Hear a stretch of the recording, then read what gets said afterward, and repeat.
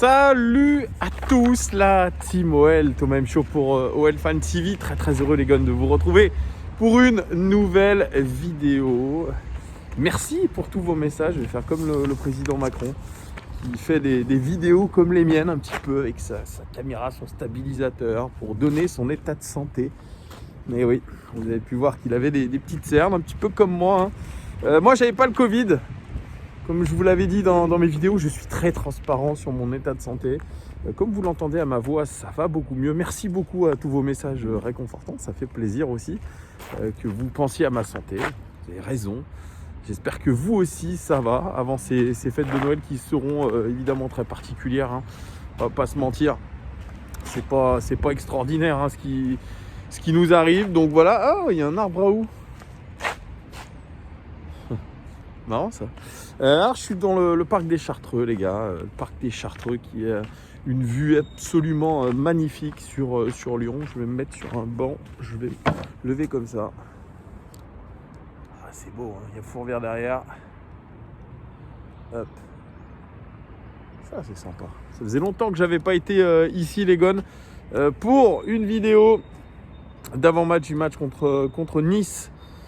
Donc les gones, avant toute chose, n'oubliez pas, il y a le jeu concours sur mon compte Twitter. Vous pouvez gagner jusqu'à ce soir un maillot au domicile de l'Olympique Lyonnais et le livre des 70 ans du progrès. C'est intéressant. Allez vite sur mon compte Twitter, participez à ce jeu pour ceux qui ne l'ont pas encore fait.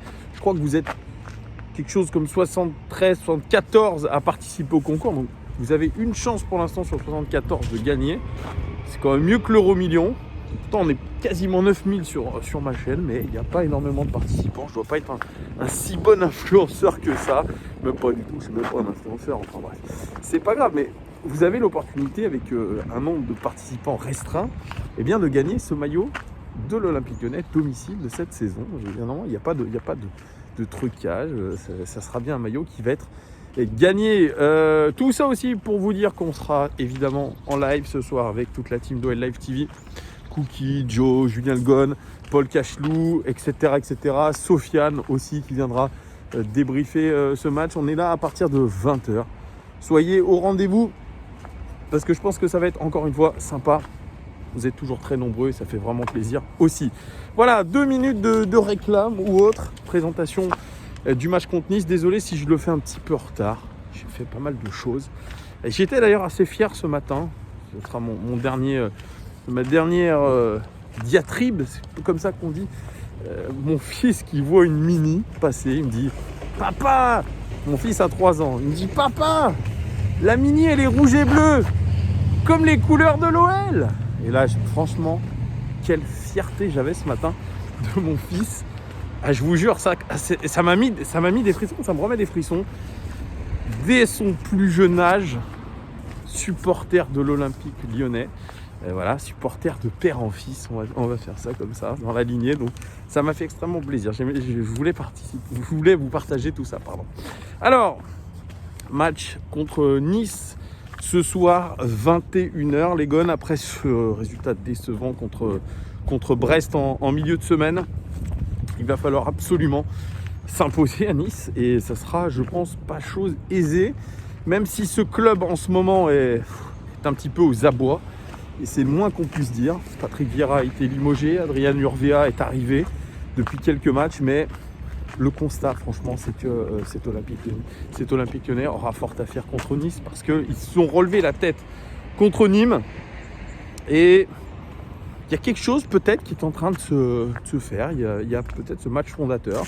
Il y a un nouveau système de jeu aussi, mais ça, je vous en parlerai un tout petit peu après. Je ne vais pas faire le maître tacticien. On va parler un petit peu tranquillement, avec simplicité. On va parler de l'OL aussi. L'OL, conférence de presse hier de Houssem Aouar et de Rudy Garcia.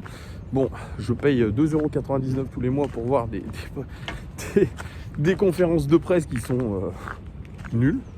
Je le dis à chaque fois, hein. Vous allez me dire « Ah mais Thomas, arrête d'être plein hein. ». Je vous le dis à chaque fois, les conférences de presse sont nulles. Voilà. La conférence de Rudy Garcia, normalement, elle dure à peu près une vingtaine de minutes. Hier, elle a duré 11 minutes. 11 minutes de banalité en nous disant que le groupe vit bien, que le groupe travaille très fort, qu'il n'a jamais dans sa carrière... j'ai failli casser la gueule. Dans sa carrière d'entraîneur, il n'a jamais vu un groupe qui travaillait aussi fort, avec autant d'intensité, blablabla, blablabla. Et même quand il y avait la match nullité aiguë, ça bossait déjà dur, et blablabla, blablabla. Donc des banalités. Il nous a dit que le groupe était au complet pour ce match contre Nice. Même un certain Gianluca qui fera partie du déplacement. Téléfoot annonçait que Gianluca ne ferait pas partie du groupe contre Nice et qu'il partait directement au Brésil parce qu'il a été vexé qu'il ne soit pas rentré contre Brest et qu'on ait mis Jason Denayer. On a fait coulisser Jason Denayer au milieu de terrain et que ça avait achevé ses envies d'ailleurs pour un joueur qui s'est jamais plaint, c'est vrai. Mais un joueur qui ne fait pas partie de la rotation.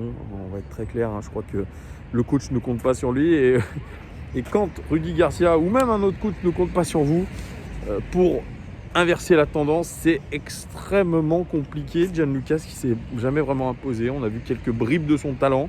La dernière entrée qu'il a faite, je ne sais plus c'était contre quelle équipe, mais je crois qu'il avait participé à un but qu'on avait encaissé. Donc bon, je vois que beaucoup disaient c'est le meilleur aux entraînements, etc. Je me demande comment vous pouvez dire ça. Les entraînements ne sont pas ouverts au public. Donc il va falloir me faire comprendre comment vous pouvez dire que Gianluca est le meilleur aux entraînements. Moi je ne pense pas du tout que Gianluca est le meilleur aux entraînements. Là où vraiment je fais confiance un petit peu à Garcia, j'avoue, je lui fais confiance, c'est sur le fait qu'il soit plutôt objectif par rapport à la concurrence. Et si Gianluca ne rentre pas en jeu, n'est pas titulaire, ne joue pas, c'est que probablement il n'est pas le meilleur à l'entraînement, loin de là, et que tous ceux qui sont devant lui dans la hiérarchie sont bien meilleurs, mais c'est une déception, c'est vrai, c'est une déception. Il est arrivé avec l'étiquette du Pogba brésilien, du nouveau Pogba. Il n'en a rien été, on n'a pas vu grand chose pour un joueur qui a évolué quand même sous les ordres de Sampaoli. Sampaoli aussi, beaucoup du FC Twitter nous disent que Sampaoli est un fantastique entraîneur, qu'il était extrêmement déçu de perdre ce joueur, mais bon, c'est pas imposé. On nous dit qu'il va retourner au Brésil pour les fêtes, mais qu'un transfert n'est pas l'ordre du jour, un prêt, oui, mais pas au Brésil, peut-être dans un club de Ligue 1 plutôt en France, et ce serait peut-être du côté de Bordeaux. Donc peut-être qu'il va nous faire mentir, il va montrer autre chose avec quelqu'un qui lui donne de la confiance. Enfin bref, voilà, c'était cette petite parenthèse sur Gianluca. Donc groupe au complet pour aller affronter au complet, sauf Thiago Mendes, suspendu 3 matchs. Donc on va aller affronter cette équipe de Nice avec l'armada complète et avec surtout le désir de revanche. Rudy Garcia qui a dit que pourtant il y avait eu un gros travail qui avait été effectué avec les joueurs pour leur dire qu'après le match contre Paris, il ne fallait pas s'enflammer, il ne fallait pas prendre la grosse tête, il fallait rester calme. Eh bien, visiblement, ça n'a pas marché. Et pourtant, Rudy Garcia, il nous a répété aussi qu'on avait dominé cette équipe de Brest sur toutes les statistiques avancées, etc. C'est vrai oui et non, hein. Comme j'ai fait dans mon débrief, je vous ai montré les statistiques avancées. C'est pas vrai à 100% ce qu'a dit Rudy Garcia. Donc il faut un petit peu tempérer, mais en tout cas effectivement, on aurait dû gagner ce match, mais voilà, concours de circonstances et on perd 2 points. Et ça, il faudra tout de suite les rattraper contre Nice, parce que évidemment, ça peut être un match absolument je dirais pas fondateur, je ne vais pas dire fondateur, mais c'est un match importantissime parce qu'il y a un fameux Lille-PSG qui pourrait nous avantager selon le résultat. Donc il va falloir opposition en 2 concurrents directs. C'est le moment d'aller gagner. Ça sera 21h ce soir. Rudy Garcia qui, comme il a dit, est très satisfait de son groupe. La concurrence est saine, la concurrence est bonne, le groupe vit bien, travaille bien. Et force est de constater qu'il dit, c'est vrai, il y a une équipe de titulaires qui se dégage. Et oui, la concurrence joue à son plein régime.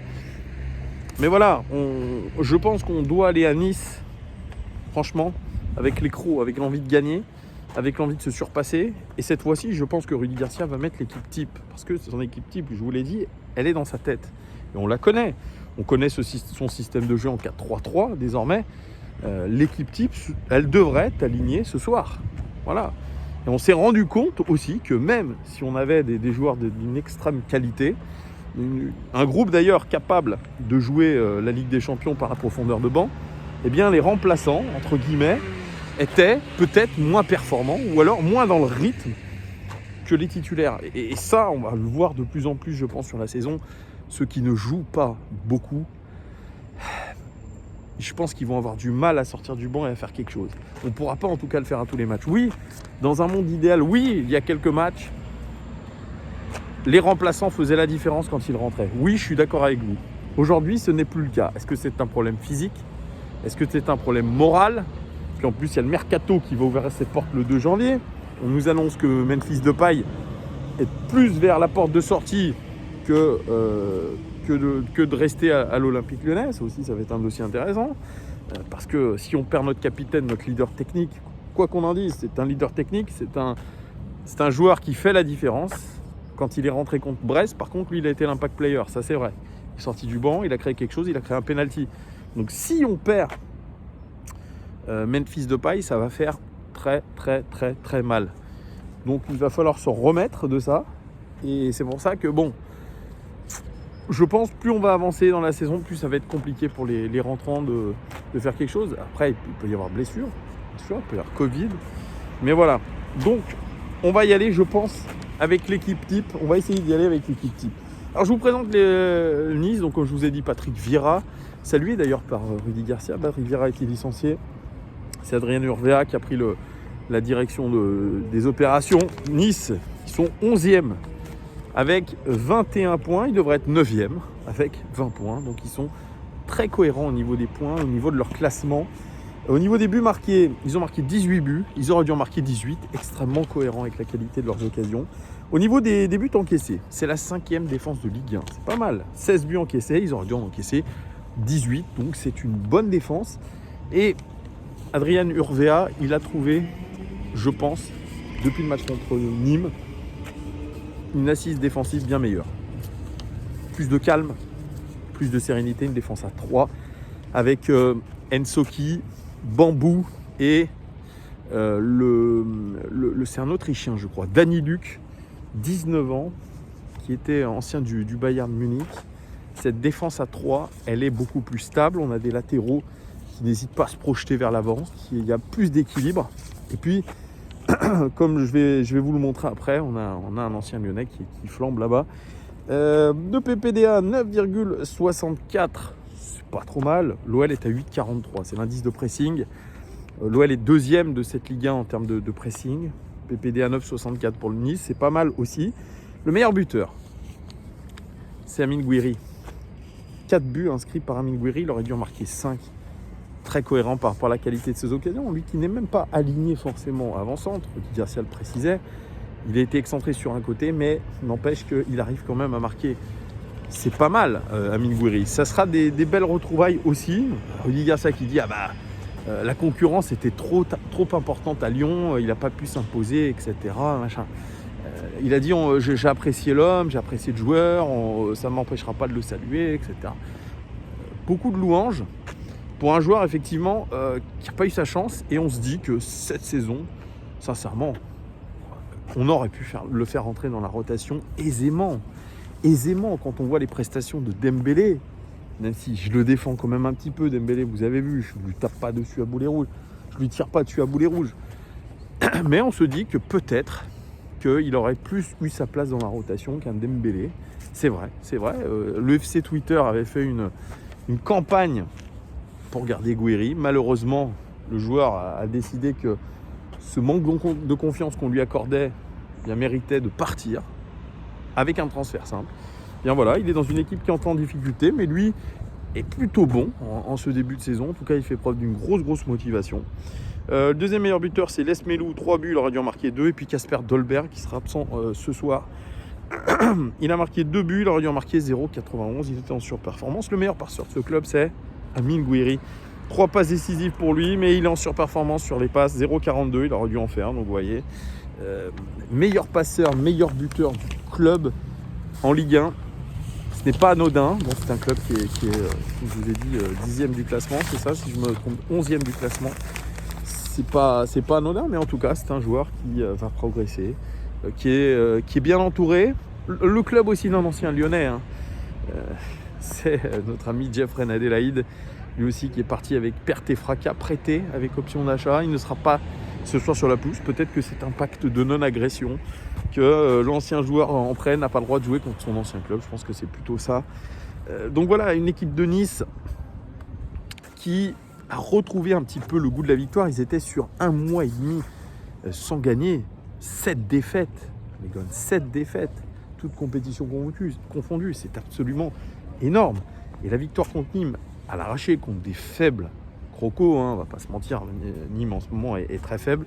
Eh bien, cette victoire à l'arraché, on a senti de l'intérieur, il paraît que c'était hallucinant comme les joueurs se sont relâchés, étaient heureux de gagner contre Nîmes.